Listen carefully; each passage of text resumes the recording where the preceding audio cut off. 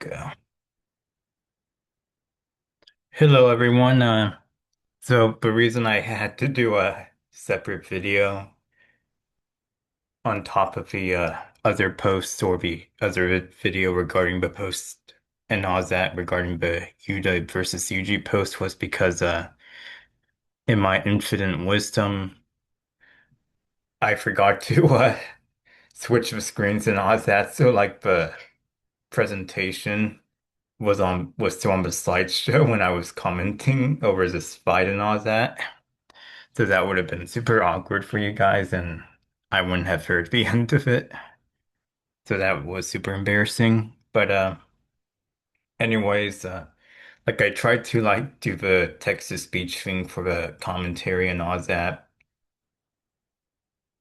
or rather the speech to text, just so I can like read off the script or whatever. But that took way too long, and I'm really not interested in going through all that process and all that, and like actually having to pay money for it, the text to speech thing. Or rather a speech to text. So, anyways, let's get started. So, the first thing that was kind of pointed out to me because I like made a post asking like, oh, how did they get into this situation since this situation or like the panel or the frame you see on screen that doesn't happen in the manga. And apparently, and I asked this on the that Uta Glaze Reddit thing or something like that. Big copy you Taliban or something like that. And basically, I guess this is how like the movie transitions from the Shibuya incident to the Colin Games. Like that's what they told me, or that's what one commenter told me, essentially. And so, because I guess it literally starts off like this, and there's like a mini flashback, and that's where they meet Naoya and all that, and that's when Yuta first appears. And I've again the entrance itself is cool because like the whole sky like lights up with Yuta's cursed energy and all that. So, anyways, obviously the volume itself is going to be off because like, well, I don't want to get in trouble and all that. And again, I'm only commenting on the fight like and all that. So yeah. Anyways, let's get started. So we see that Yuta's sword is pointed at Yuji and Yuji's like grabbing it. And I'm sure you've seen the trailer where like Yuji's hand is like shaking and all that. Well, Yuji's just kind of like holding the sword up and looking at him more calmly. And I know a lot of people gave Yuta flack for that, but like the way kind of like things work with like these longer bladed objects is grabbing the blade itself is actually a viable tactic sometimes. Like you can still cut yourself if you like grip the blade too hard, or if the blade starts to slip against your skin, which is obviously going to cut you. But yeah, basically like Kazuda, like he would have to get leverage on the blade handle and actively push down, while Yuji also has leverage on the blade and all that. So yeah, so like basically holding the blade, you can kind of gain leverage over it and like kind of like redirect it, like we'll see here, and all that because he just pushes the blade aside. And there's going to be examples where like we'll clearly get a good physical comparison between the two and all that. And we'll dive into that when that gets addressed, or when it comes up, rather. So we're going to slow it down just so I can kind of break down the slashes and all that, or like kind of like the choreography of the fight and how like kind of highlights into the post I made. So here we go. So Yuji, he pushes the sword off to the side. Yeah, he pushes the sword off to the side. Let's play that again. Then he kind of makes a kicking motion, or rather, because Yuta's head is right here, so he kind of propels himself over Yuta's left shoulder here, because that's his arm. I believe that is where the blade is, since Yuji kind of pushed that off to the side. And so, yeah, he jumps over. We see that Yuta's sword is still down. So he sees that like Yuji's above him and all that. So he goes to swing the sword and he puts it in a position that is above Yuji's upper area, like his head and his chest and all that, hoping that Yuji will jump into the blade essentially. Yuji is aware of this, so you see the blade going, it's heading towards him, and he voids it. Like it still cuts him on the cheek a little bit, but basically he's able to redirect where his head is going and all that in order to, or he turns his head in order to avoid the blade strike. And that's successful, so he jumps down on the thing. Okay. And we kind of see like Yuta looking at him and all that, like just to where he went and all that. And like his arms still kind of like in that position. So he's taking his sweet old time, kind of looking at it and all that. Or rather, examining the situation. Okay. He gets his sword ready and he puts it in a. I'm gonna put it back a little bit.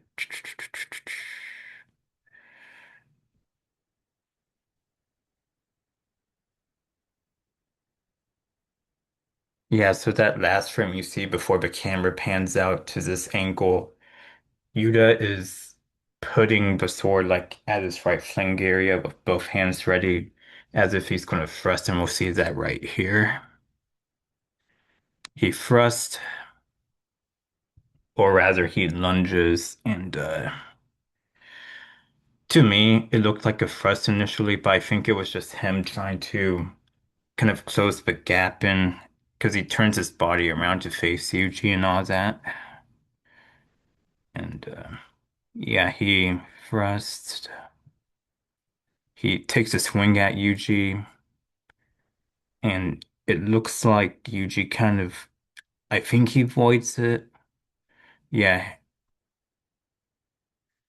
yeah, it's kind of, he moves like his body backwards and all that, like his legs are like right here, but his like upper area, like above his hips, they kind of like move back, like as if you're like leaning backwards or something like that, but your legs are still planted in the same position. Yuji moves back. Yuta makes another thrust. Oh, hold on. Yeah, this video is going to be a bit on the longer side since the title of the post is over analyzing Yuji versus Yuta. Okay, again. Swings.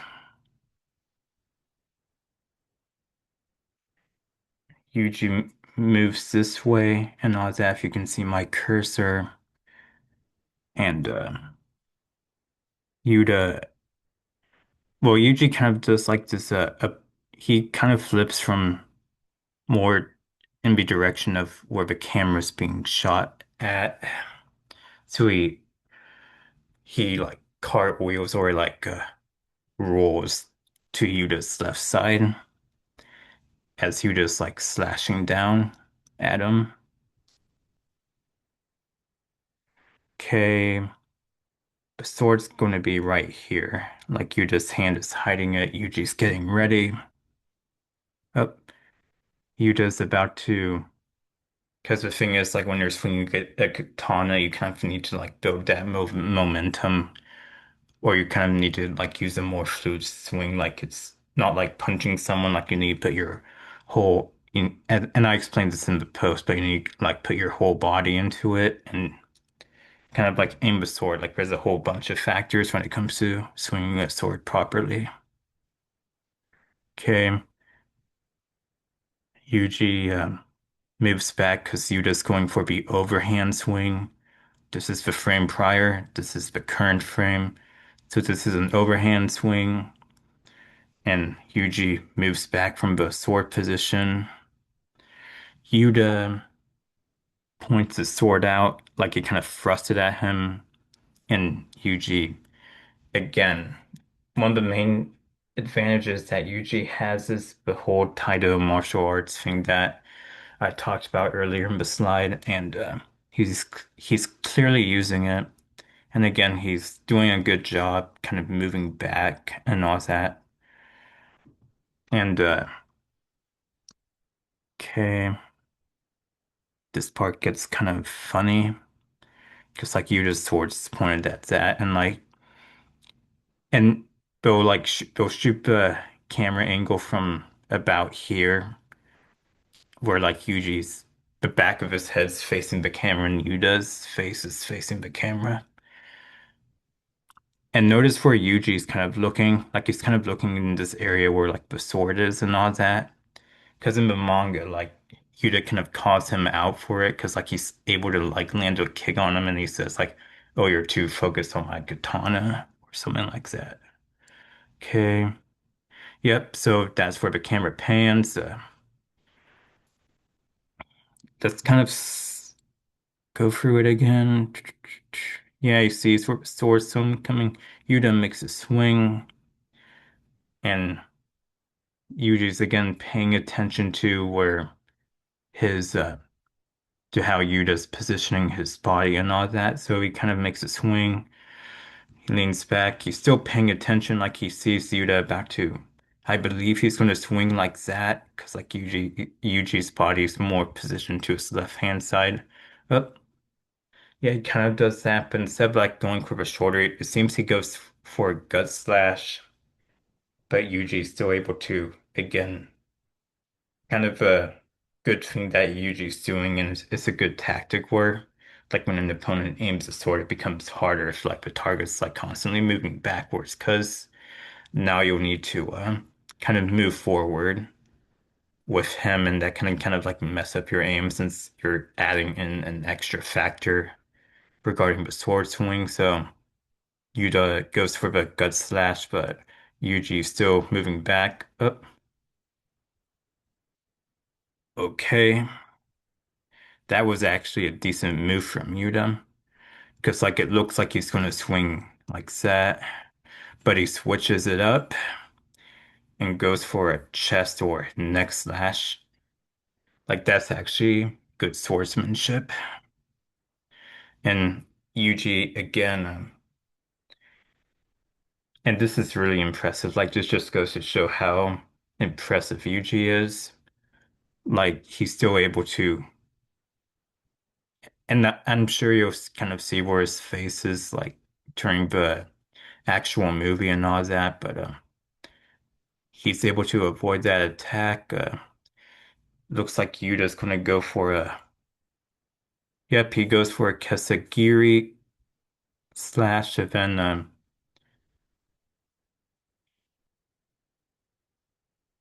yeah, he does that. Gut slash. Oh, decapitation slash. Kesagiri. Another Kesagiri slash.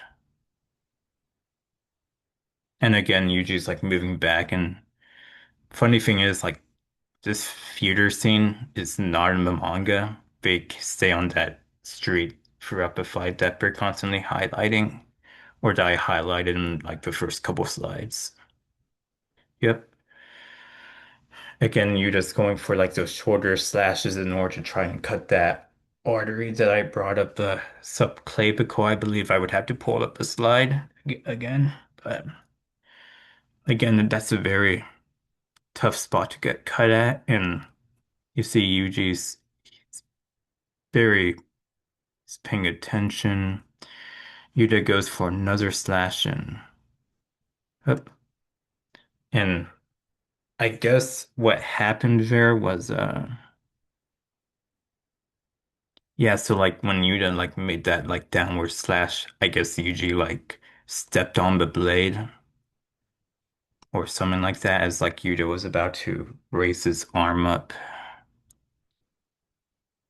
Okay, yeah, so he jumps back. Okay, they have some dialogue. I would play the music since like it kind of gets hype like after the Gojo scene, like because you see like guitar riffs and all that, and I just thought it was really cool. Okay, so Yuta gets ready. Again, he's kind of like putting his body in like a thrusting motion, like he's gonna charge in and all that, and you'll see that here. Up. Yeah, he charges in, and he kind of tries to poke like it looks like he kind of tries to poke Yuji's face here. And I don't know if he like was kind of short on that or if he tried if it was kind of like a fake out where because I highlighted this like earlier in the video where like yeah you kind of did that fake out where it looked like he was gonna like slash down right but he went for the decapitating slash or I really wouldn't call it that I would call it more like a neck or upper chest slash or upper chest slash. Okay, points the sword up, makes a slash, gnaws that. Okay, it looks like he's kind of like holding the sword like upright, and he's trying to like bash his or like focus more on the hilt for some reason. Up he goes for a slash, and again, this is literally like a leaked clip or whatever, so yeah, take it for what it is. I'm sure there's more stuff going on. And again, I will be watching the movie in theater, so yeah. Well, I can readdress it if need be. And it wouldn't be like a super long post, but oh, but anyways, important part coming up. So he makes a slash, he makes another slash. Again, Yuji's like his body's kind of like more leaned back, so up, there we go. Yuji kind of like tries to kick him and right here and all that. And Yuta is able to kind of he's able to block it with his katana and he experiences little like he only like moves back a little bit as a result of a recoil. And the reason I bring this up is I believe that at this point between both characters like Yuta's still physically superior even if you argue they're like relative or like somewhat relative in travel speed with Yuta having the slight advantage like just in general travel speed but like Yuji's martial arts and like just how comfortable he is with like evading attacks and all, as I highlighted earlier, kind of helps him compensate in like the combat speed category or whatever you guys call it. But like he kind of like makes a kick here and all that, and Yuta really doesn't. He's not affected by it at all. And we see that sharp end of a sword coming towards Yuji. Up, cool Toto panel. kind of talks about that thing earlier. Oh, important parts coming up. Okay.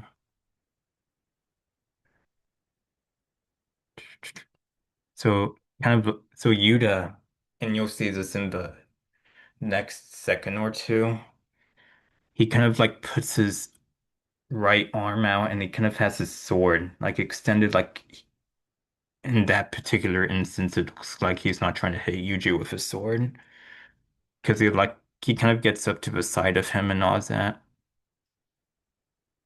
And I'll show this later. Actually, I don't think that part's it. And so the funny part is that in the manga, Yuta hits him with a sword hilt, and I believe that happens in chapter 140, like towards the end of chapter 140 in the manga, but in the anime, Yuta punches him or kind of like nudges him and yeah, Yuji does not look happy when he got hit by that. Like it evidently affected him a little bit more than what the manga might tell you. Because he kind of like puts some space in between himself and all that. Or between him and Yuta, I mean. Sorry, it's early in the morning when I'm making this, so take it for what it is. Okay, but rubbing up that cursed energy. Yuji's remembering Nanami's words, which I kind of which you can kind of argue like might give him like even though he's conflicted, he really wants to pay attention to what Nanami is saying, or still a very big emphasis like having a curse placed on you like that. Because we kind of see in like Modula, Yuji still thinking about the curse that his grandfather put on him in chapter one. Like even all the way in the Modulo era, and it affects him because like some of the people around him are kind of like they're getting older, and but evidently Yuji's not due to in my opinion, the Flume paintings. But anyways, I digress. More slashes, and it's kind of hard to see from that. We really don't get a good reference for where Yuji was when Yuta made that slash, since the slash was a bit off, and I don't know if like Yuta was just kind of like F it, I'll just destroy the car instead of going around it. Cause in the manga, I guess Yuji like kicks a car towards him and Yuta and he kind of uses that to hit Yuta with it and create some space. But in the anime, Yuta Yuta just slices the car in half or slices a car in half. Ebony. Yep, there's the good old survival knife, Jeep. Yep, there's the survival knife. Scary looking thing. Because like if you try to grip your hands on that, it's like a serrated edge, so you can cut yourself a lot easier on that, and it's kind of good for like catching other blades, since like if a smoother blade gets like or the sharp end of a katana gets stuck in one of those knife grooves or whatever you call them, you can actually get stuck, and it can give the opponent some leverage. Yep. Anyways, going on to part two. Or the second part of a video, throws another. He throws the back end of the car at the Jeep, and he jumps up.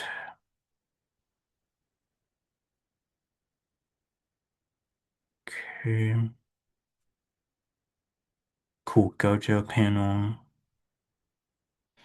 You're just going for an overhand slash and all that. Okay, Yuji's imbuing his blade. And this part's going to be really important when kind of displaying the strength difference, like the physical strength difference between these two characters at this point in the story.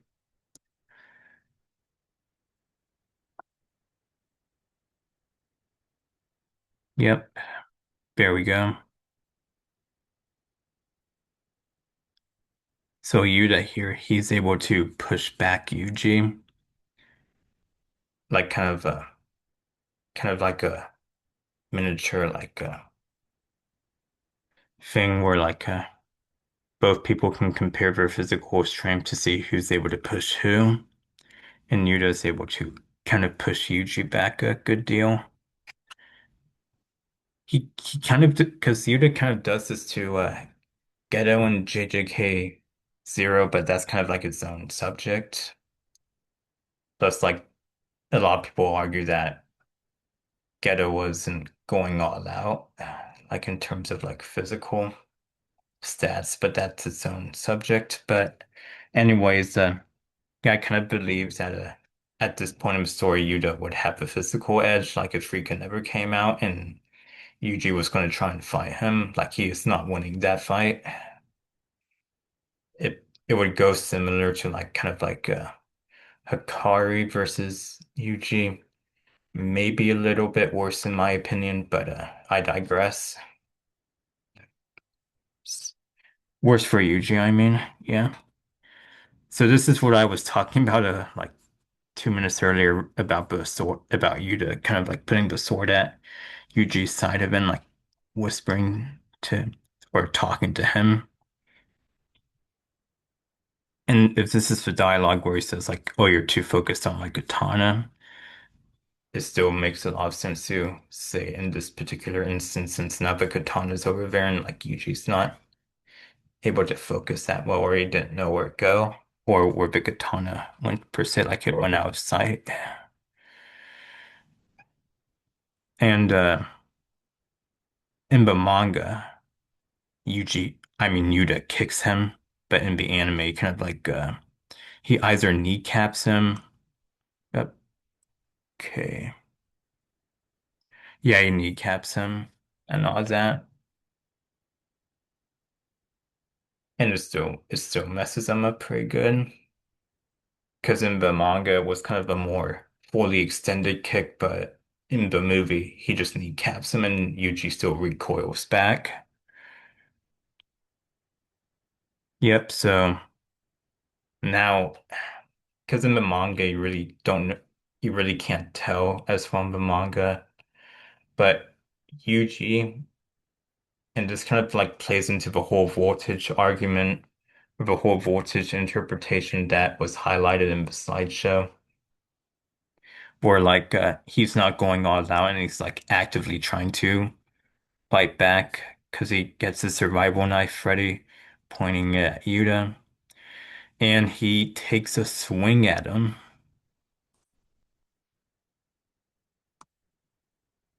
and Yuta's sword, because a lot of people like fought like when the season two trailer or the season three trailer came out that Yuji's blade like broke because he imbued too much cursed energy into it, like Yuta did in JJK Zero. But that is not the case. It What happens is like the katana swing is just very fast for the camera in that particular instance that they decided to not let the camera capture to kind of emphasize that because you kind of see like a you kind of see the trajectory of where the katana went, like it went through the blade of and it kind of like cuts into Yuji's stomach, but doesn't do it all the way. So, because like his guts are still intact, and then we see that Yuji's blade is now in the ground, and I believe, and I'll pull it up on my phone because I want to interrupt the video and all of that because I don't want to have another screen share disaster. But you can kind of like pull it up because it happens in chapter 141. And there we go. It happens in chapter 141 where page 10 of 19, where I guess Yuta's blade gets stuck in the ground. Like, I'm not sure if, like, because I think what happened was, like, as Yuta's blade continued to go down, like, in that Kesagiri fashion of slash, where it, like, starts from the right hand shoulder onto the, through Yuji's left side. I think it gets stuck in the ground or something like that. Or Yuji kind of, like, uses his foot to kick the sword into the ground. Then he breaks it, and you're just like, oh, well, that happened. And for some reason, a lot of people thought that, like, Yuji pushed him back because that's how they interpret the panel, like the bottom panel of page 10 of 19. But Yuta, he hops back, like he does a bunny hop back. You see the broken end of the sword flying off. Like Yuji doesn't push him away, he just kind of bounces back to create some space. And the fight ends here, by the way. And the reason I believe he does that is because I think he kind of knows when Rika's gonna come out or something like that. Like it's not totally unpredictable like it was in JJK Zero, where she kind of like came out whenever she wanted. Because I think for like a Shikigami, it would be easier to tell with that because like with Mei Mei and her crows they're able to share vision and all that. In the fan book or in the Q&A, Gege does state that Yuta and Rika do share vision, but a lot of people would note that oh that's him and Curse Rika, but I believe that given that Mei Mei is able to share vision with her crow Shikigami and that Yuta kind of has a share vision thing as well. That wouldn't be too far of a stretch to say that he can also do that with Shikigami Rika. Yep, so we see he's about to run at him, like he's running at him, and then Yuta's all like, oh, it was never going to be easy. Then, okay, he's running, and Rika, and this is actually a decent speed feat for her, because again, because like Yuji's able to run and all that, then Rika's still able to kind of like reach out and like grab him. Because in the manga, I believe it looks like Hyuji's like before he starts running towards him, or when he's about to make that initial jump. And actually looking back on it, he might have been running then, because like you kind of like see the lines horizontal in the background indicating like there's like motion and all that. It just doesn't show it because like it's a manga, so you only get to see one frame. Yeah, so we see Rika's hand reach out. And he like grabs him with her like index fingers. Like she is huge in the movie. Like she is not this big in the manga. And this kind of like looks like how big she is in Shinjuku against Sukuna since she was also only partially manifested for that fight as well. Because in the manga, like Yuji's head like fits in her palm perfectly. In chapter 141, kind of like a bowling ball, but in the anime, you can fit like five UG heads in there, minimum. And like you kind of like see the section of her fingers are as big as Yuji's head. One the manga is not nearly as big. And like Yuji, he's like, oh crap, this thing is strong. And I feel like this is part of the reason where White kind of says that like oh, you might be able to help if Sukuna ever switches with me again, because he kind of like sees, and Yuta kind of mentions to Rika like, oh, we're just messing around. Like that's the last thing Yuji hears from him before, or one of the last things Yuji hears from him before Yuta stabs him. And like he is struggling to get out. Like he clearly does not want to get stabbed. But Rika's like, nope, the fight ends here. And Yuji's just like taking a sweet old time to walk and all that. Stabs him, fight ends. So